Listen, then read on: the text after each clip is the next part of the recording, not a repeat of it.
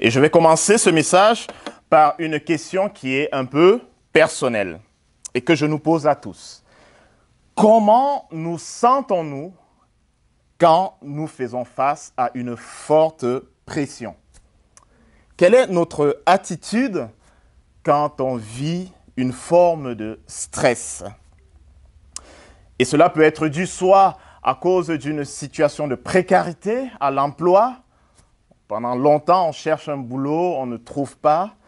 Ça peut être dû à des factures impayées qui s'accumulent avec le temps et pour laquelle on n'arrive pas à trouver une solution.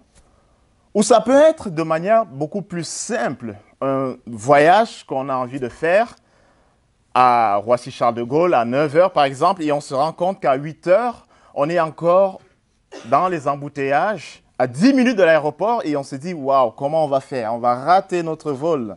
Faut-il sortir? Faut-il courir dans tous les sens? Des situations de stress, des situations de pression, c'est le quotidien du monde dans lequel nous vivons. Et ces situations de stress-là peuvent être induites par deux facteurs. Soit c'est un stress ou une pression que nous-mêmes nous nous donnons parce que nous voulons par exemple être un leader, nous voulons être le meilleur de nous-mêmes, nous voulons toujours bien faire les choses et ça nous conduit à être constamment dans une situation de stress, de pression qui nous met hors de nos moyens. Mais ça peut être aussi la pression du monde dans lequel nous vivons. Une pression externe ou une pression interne. Et la réponse qu'on peut avoir face à ces deux pressions-là varie en fonction de la personnalité que nous sommes. Alors ça peut soit nous conduire à une action, soit nous conduire à être beaucoup plus engagés, à faire plein de choses, ou alors ça peut nous conduire à une paralysie. Finalement, on ne fait plus rien, on est inerte. Mais dans les deux cas, que nous soyons poussés à l'action, que nous soyons poussés à toujours agir, ou que nous soyons paralysés, quand nous sommes sous pression, nous perdons parfois de notre lucidité. Nous perdons de notre sens rationnel. Et les actes que nous posons sont plus des actes égocentriques, des actes qui sont conduits par un seul désir. Comment nous sortir de cette impasse? Et c'est le monde dans lequel nous vivons. Et nous ne résistons pas face à la pression. Nous faiblissons. Et ce qui est mal n'est plus si mal que ça. Si cela peut alléger notre pression. Nous sombrons dans les demi-vérités. Nous causons du tort à notre entourage en réaction à la forte pression que nous subissons. Je discutais avec un ami récemment et il me disait cette parole pleine de sagesse. La pression associée à la faiblesse révèle la véritable nature de l'homme. Plus tu es sous pression, plus tu faiblis et plus ta vraie personnalité est mise en évidence. Et si on en est arrivé là, mes amis, ce n'est pas l'effet du hasard. C'est simplement parce que nous avons tourné dos à Dieu. La Bible nous dit depuis l'origine du monde, depuis sa création, que l'homme est tombé dans la tentation de remplacer Dieu. Le livre de la Genèse nous raconte la belle histoire de la création du monde. Dieu qui crée un monde parfait. Il crée l'homme et la femme. Il leur confie un jardin qu'ils doivent garder. Et qu'est-ce qui arrive par la suite?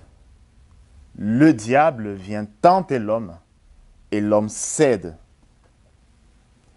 Et depuis la création du monde, nous sommes donc livrés à nous-mêmes. Nous avons tourné le dos à Dieu. Nous nous sommes cachés loin de Dieu, comme l'a fait Adam et Ève à la création du monde. Et donc la pression de la vie, qui très souvent nous conduit à une forme de fragilité, nous pousse à commettre le mal, nous pousse à nous détourner de Dieu, nous pousse à chercher par nous-mêmes les moyens de nous sortir de la pression du monde. Et donc c'est une forme d'engrenage là qui se construit. Pression, fragilité, faiblesse, mal. Pression, fragilité, faiblesse, mal. Ainsi de suite.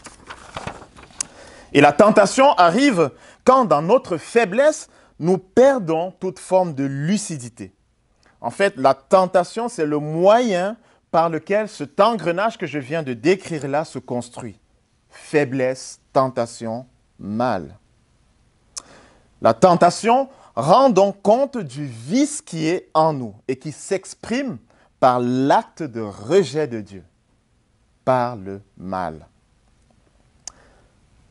Et c'est aussi ce que Jacques, l'un des auteurs de la Bible, décrit si bien dans l'un des livres qu'il a écrit au chapitre 1, les versets 13 à 15. Il est écrit que personne, quand il est tenté, ne dise « c'est Dieu qui me tente ». Car Dieu ne peut être tenté par le mal et ne tente lui-même personne. Mais chacun est tenté parce que sa propre convoitise l'attire et le séduit. Puis sa convoitise, lorsqu'elle a conçu, enfante le péché, et le péché, parvenu à son terme, engendre la mort. Mes amis, si nous sommes sincères avec nous-mêmes, nous réaliserons que nous avons besoin de nous sortir de cet engrenage. Nous avons besoin d'un sauveur. Luc, l'un des auteurs de la Bible, nous raconte l'histoire de la vie de Jésus. Dans l'un des livres qu'il a écrit à son principal interlocuteur qui est Théophile, le livre l'Évangile selon Luc, il dit au verset 4, le but de la lettre qu'il écrit, c'est qu'il reconnaisse la certitude des enseignements qu'il a reçus.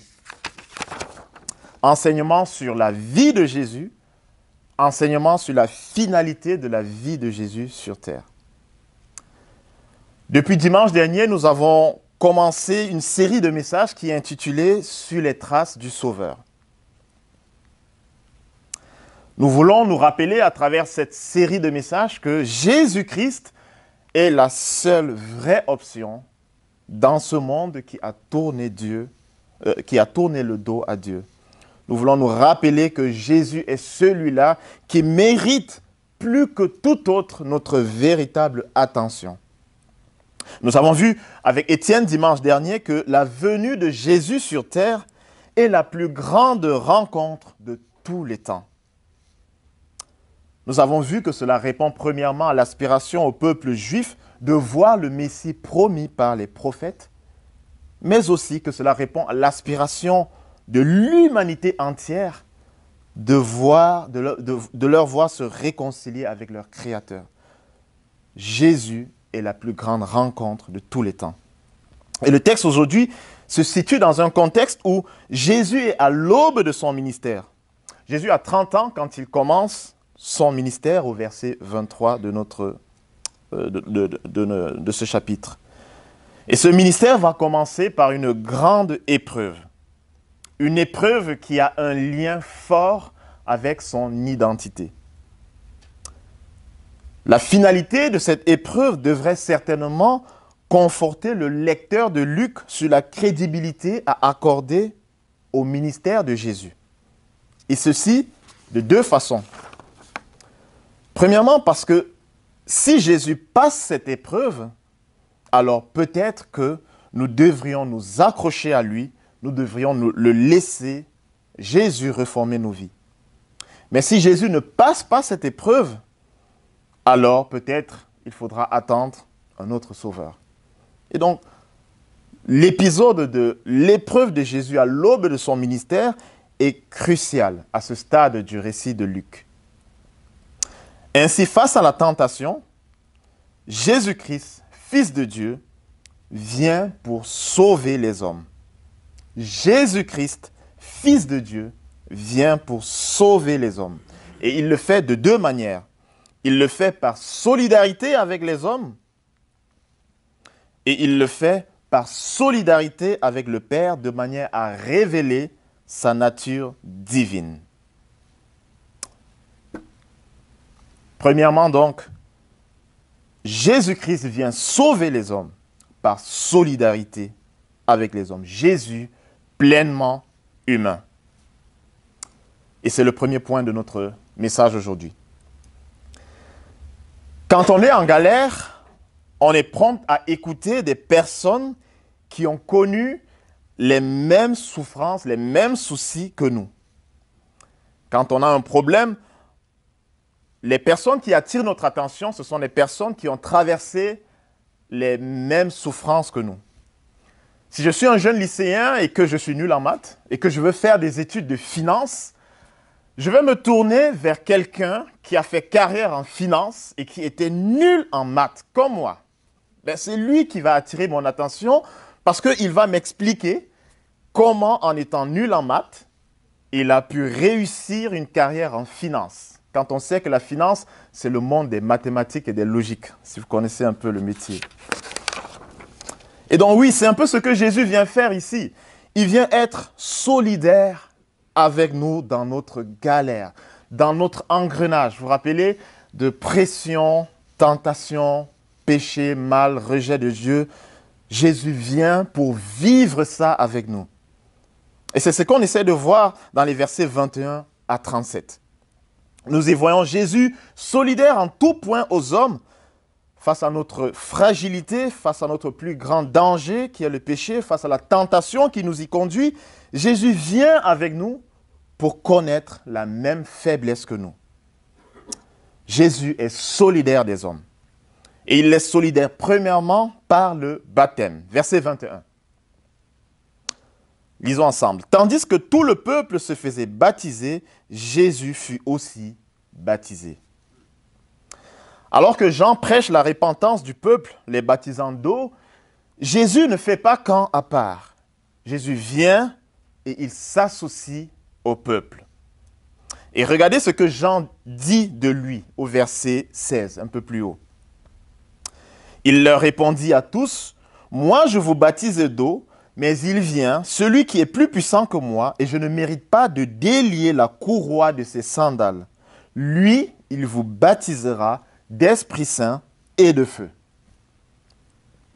On note ainsi la grande humilité de Jésus qui vient dans son humanité s'assimiler aux besoins de l'homme, de se reconnecter au Père. Le verset 22 nous rappelle l'identité de la personne qui se fait baptiser par Jean. Car la question se pose, n'est-ce pas? Ce Jésus qui vient se faire baptiser, qui vient se faire tout petit devant Jean le Baptiste, qui est-il? Est-il un simple homme? À la suite de Jean, est-il un prophète? Verset 22, lisons ensemble.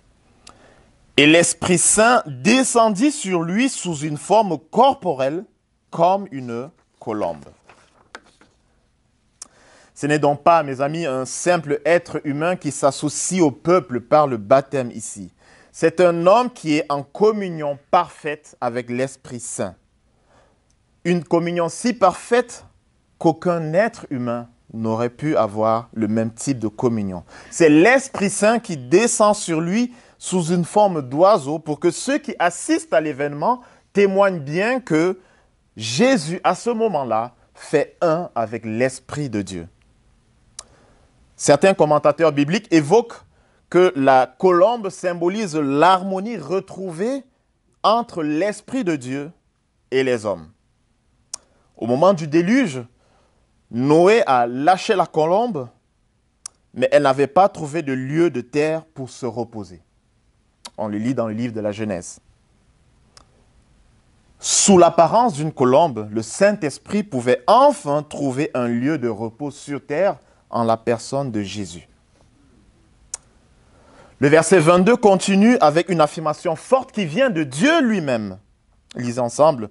Et il vint une voix du ciel, « Tu es mon fils bien-aimé, objet de mon affection. » Ces paroles traduisent la relation d'amour d'un père pour son fils. Cela démontre à suffisance le lien étroit qu'il y a entre Jésus et Dieu. En fait, ils partagent la même nature. Ils partagent la nature divine. Les deux sont indissociables. Les deux ont une filiation intime et parfaite. Ils sont si liés que quand tu vois Jésus, tu vois Dieu. Quand tu obéis à Jésus, tu obéis à Dieu. Voilà l'homme qui se fait baptiser. Voilà l'homme annoncé par Jean-Baptiste. Il est le Dieu créateur dans la personne de son Fils. Jésus est solidaire des hommes par le baptême. Mais Jésus est solidaire des hommes aussi par ses origines humaines.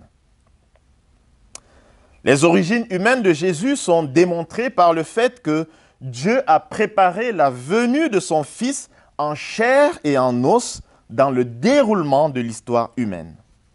Et nous le voyons de deux façons. Nous le voyons par la généalogie telle qu'elle est décrite par Luc, et nous le voyons aussi par ses origines juives. Regardons ensemble la généalogie de Jésus. Elle commence par le groupe de mots « fils de Joseph » au verset 23 et elle se termine par « fils d'Adam, fils de Dieu » au verset 37. Si vous êtes futur jeune papa ou jeune maman, vous avez là l'embarras de choix pour le prénom. Fille comme garçon, fille et même garçon, j'ai reconnu le nom de deux amis, des enfants d'un couple ami dans la liste des prénoms, Yoada. Mais au-delà du choix des prénoms, nous voyons une généalogie qui rend compte du fait que nous venons tous de quelque part. En fait, la généalogie est là pour témoigner de notre attitude, de notre gène.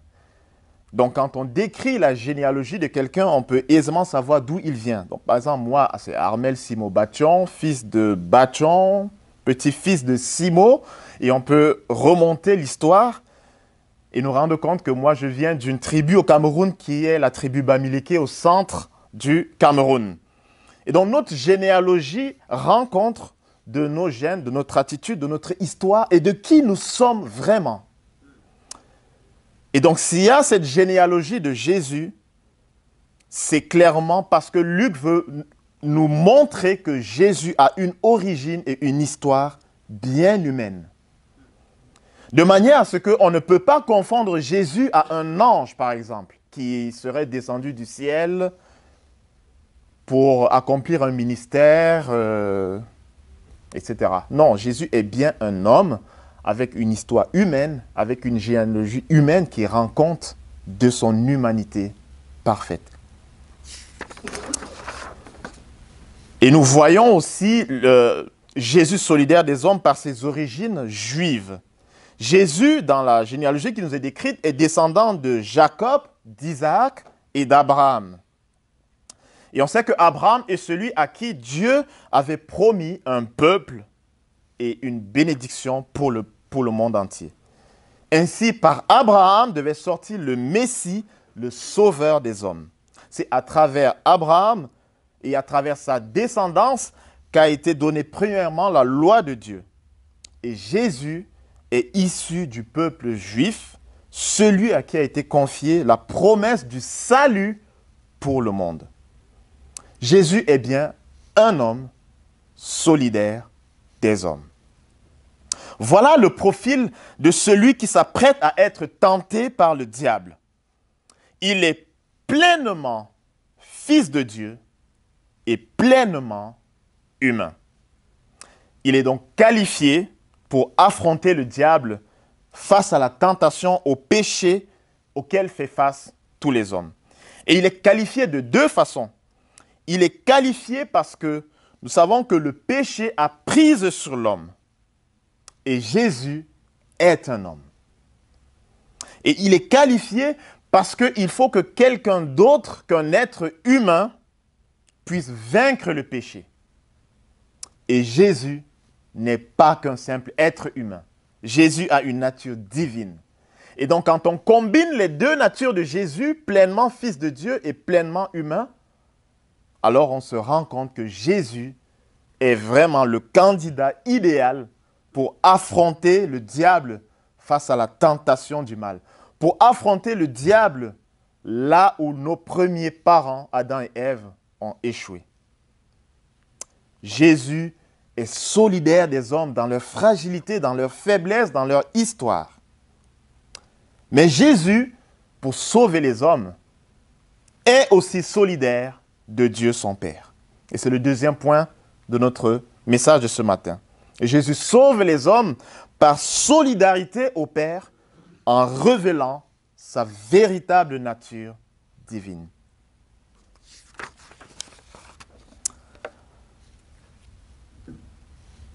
Le désert. Un lieu aride et sec. Un des lieux par excellence où la fragilité de l'homme est exposée. Un lieu par excellence où la faiblesse physique de l'être humain est mise en évidence. Au désert, il fait chaud.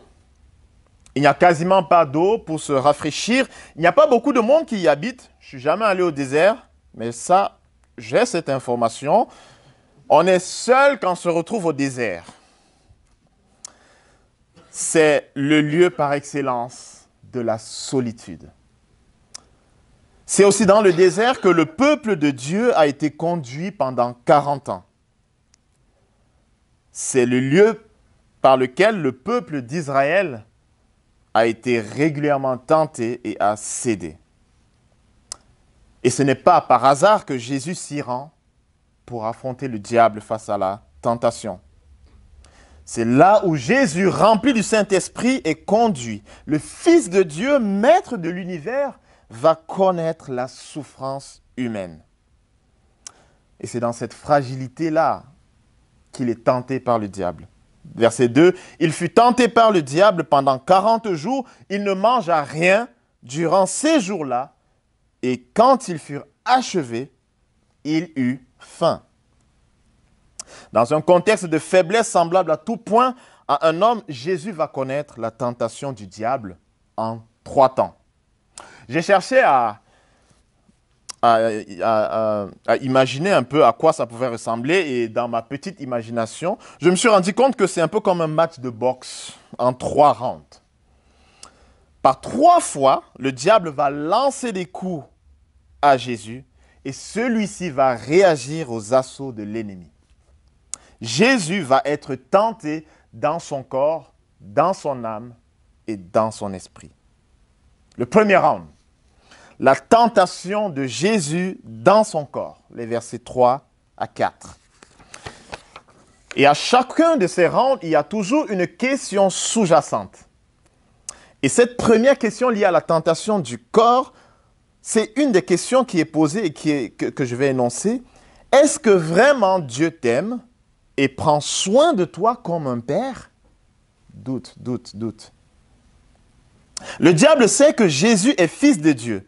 Et c'est avec cette information-là qu'il va le tenter. Il veut pousser Jésus à utiliser sa nature divine pour qu'il agisse en opposition à Dieu. Si tu es fils de Dieu, dis à cette pierre de devenir du pain. Le diable sait que Jésus a faim, mais il sait aussi que Jésus est divin. Il veut pousser Jésus à jouir des privilèges divins indépendamment du Père. Et qu'est-ce que tu ne ferais pas, mes amis, quand tu as faim? Pour nous, aujourd'hui, ça peut sembler banal parce que nous vivons dans une société de consommation, nous sommes plus ou moins aisés, mais nous avons aussi nos endroits de famine, nos endroits de faiblesse, de fragilité. Et pendant ces moments de fragilité-là, alors on est prêt à activer n'importe quel levier, avec ou sans le Père, pour sortir de ces situations de fragilité. Mais Jésus reste ferme. En réalité, il aurait pu remplacer ces pierres en pain. Il a le pouvoir et il a le besoin. Mais sa réponse montre à quel point il reste fidèle au Père et fidèle à sa parole. Verset 4. Et Jésus lui répondit, « Il est écrit, l'homme ne vivra pas de pain seulement. » Certains manuscrits ajoutent d'ailleurs, « mais de toute parole de Dieu. » L'homme ne vivra pas de pain seulement, mais de toute parole de Dieu. Jésus se rappelle que sa vie et celle du Père sont liées. Dans son humanité, il peut souffrir par solidarité aux hommes, mais dans sa nature divine, il veut obéir au Père. et ne cède pas à la tentation du diable.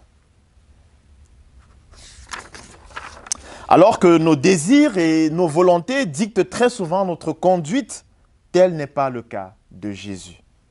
C'est sa dépendance à Dieu, c'est sa dépendance au Père qui dicte sa volonté.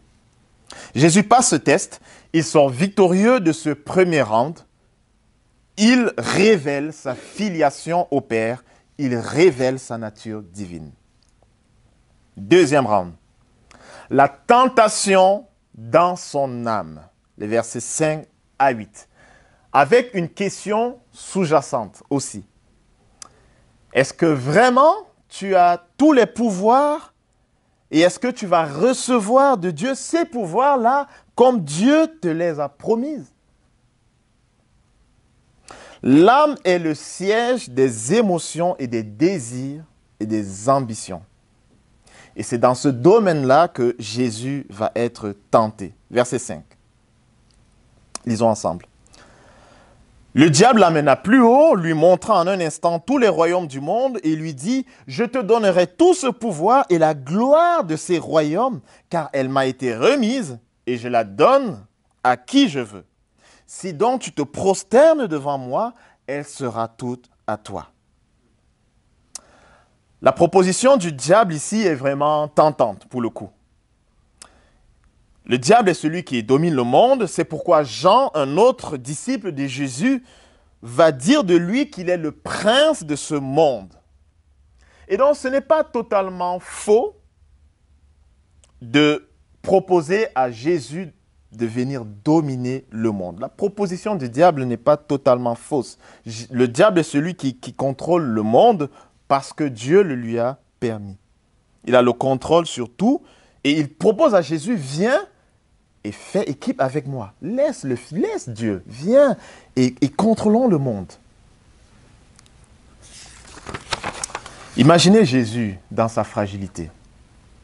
Imaginez-le dans sa souffrance dans ce désert. Lui, fils de Dieu, personne pour le masser les pieds. Personne pour chanter son honneur. Personne pour chanter ses louanges. Est-ce qu'il a vraiment de quoi être fils de Dieu dans ce désert-là? Si un nomade passe avec son chameau, va-t-il voir en Jésus réellement le Fils du Dieu glorieux? La tentation est forte de céder à l'ennemi ici. Mais verset 8, Jésus lui répondit, « Il est écrit, tu adoreras le Seigneur ton Dieu et à lui seul tu rendras un culte. » Jésus cite avec confiance la parole de Dieu contenue dans l'un des livres de la Bible qui est le Deutéronome, au chapitre 6, les versets 13 à 14. Il rappelle à l'ennemi son attachement indéfectible au Père. Il ne peut s'en détacher. L'adoration, la gloire et l'honneur appartiennent uniquement au Dieu créateur de toutes choses. Mes amis, la tentation du pouvoir et de la puissance, nous y sommes tous exposés chaque jour.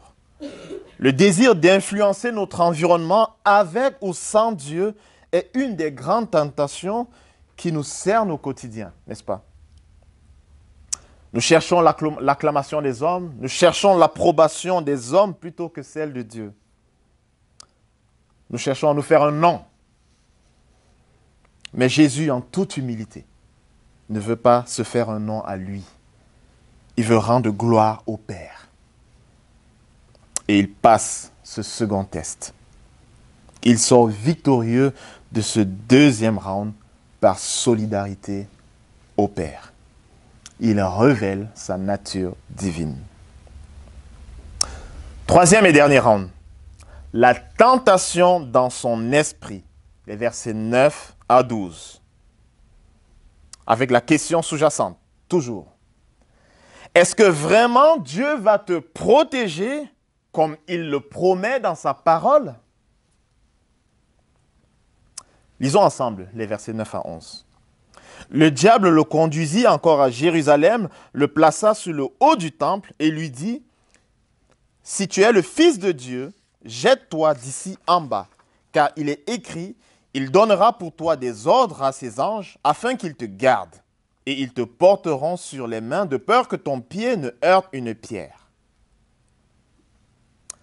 Cette tentation du diable est la plus subtile comparée aux deux premières. Parce que ce dernier, donc le diable, il vient provoquer Jésus directement dans sa nature divine, dans sa relation intime avec le Père. Il évoque le psaume 91 pour pousser Jésus à douter de Dieu. En gros, c'est un peu comme s'il disait, Jésus, puisque tu es fils de Dieu, agis donc comme un fils de Dieu. Tombe dans le vide et laisse-toi porter par les anges, comme le dit la parole de Dieu. Il veut pousser Jésus à douter de Dieu, à douter de l'intervention extraordinaire de Dieu dans le danger. Jésus, tu es fils de Dieu, non? Mets-toi en danger et Dieu va te sauver. Vas-y, jette-toi dans le vide. Et là aussi, mes frères et sœurs, c'est une grande tentation. La tentation de s'enfler d'orgueil pour prouver au diable que Jésus est vraiment fils de Dieu. Il aurait pu le faire, mais il ne le fait pas. Il demeure fidèle au Père. Il demeure fidèle à la parole de Dieu. Verset 12. Jésus lui répondit, « Il est dit, tu ne tenteras pas le Seigneur, ton Dieu. » Faisant référence encore une fois de plus au Deutéronome, chapitre 6, les versets 16. Non, il n'est pas question d'animer la galerie, il n'est pas question d'utiliser le statut du Fils de Dieu pour céder aux caprices du diable. On ne tente pas Dieu. Et pour la troisième et dernière fois, Jésus va sortir victorieux de ce test. Il va sortir victorieux de ce dernier et troisième round. Le verset 13 nous rappelle que le diable, après ces trois initiatives, ces trois tentatives, va s'éloigner de Jésus jusqu'à une prochaine occasion. C'est dire qu'il continuera à rôder, il continuera à vouloir écarter Jésus des plans et des desseins éternels de Dieu pour le monde et pour les hommes. Mais la Bible nous raconte que Jésus va être à chaque fois victorieux. Et il va être victorieux jusqu'au don de sa vie. Et ceci pour sauver définitivement les hommes du péché et de la mort éternelle. Nous sommes tentés à pécher, nous sommes tentés chaque jour à nous détourner de Dieu et de ses voies. Nous sommes tentés à rendre gloire aux hommes et non à Dieu. Nous sommes tentés dans notre corps, dans notre âme et dans notre esprit, tout comme l'a été Jésus. Nous sommes fragiles, nous sommes faibles et nous échouons au test si nous sommes honnêtes envers nous-mêmes. Et du coup, Jésus vient comme cet ami fidèle et tendre à notre rescousse et Jésus nous dit, fais-moi confiance. Je suis passé par là, j'ai connu les mêmes galères que toi, mais je les ai surmontées toutes pour te sauver. Nous voyons le Sauveur, le Fils de Dieu, nous conduire vers une vie sainte, une vie d'adoration au Père, une vie de rejet du monde et de ses plaisirs malsains et une vie de sainteté.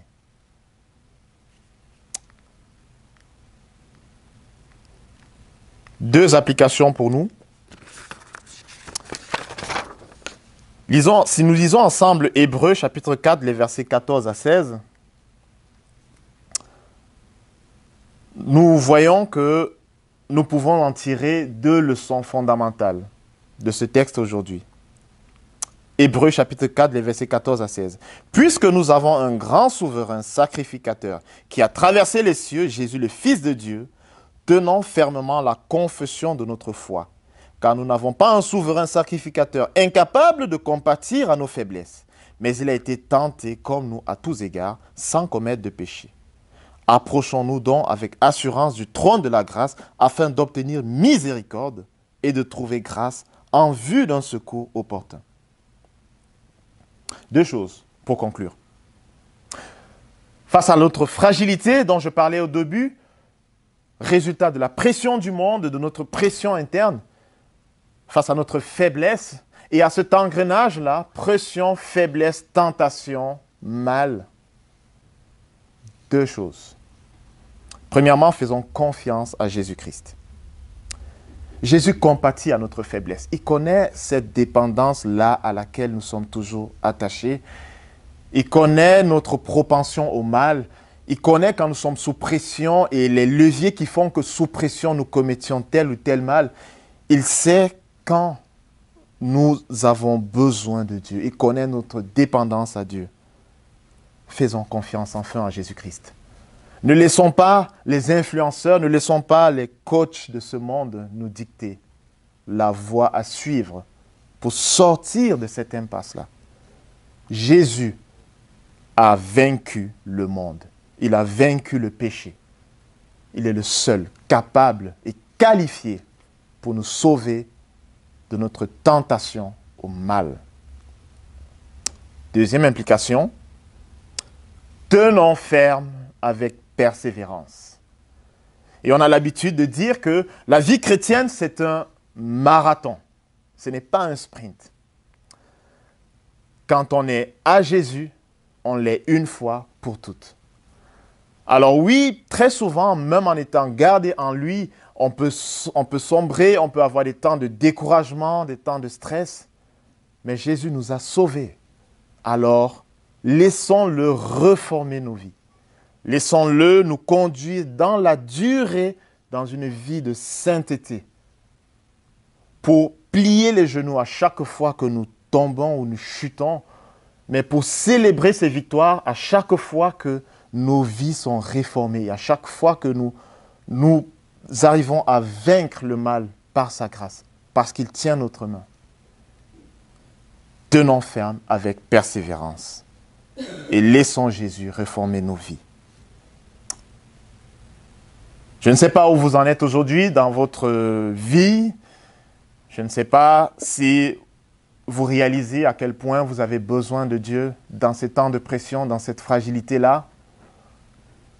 Mais c'est ma prière ce matin que vous laissiez Jésus rentrer dans votre cœur, dans votre vie. Le laisser faire le ménage. Le laisser vous tenir la main.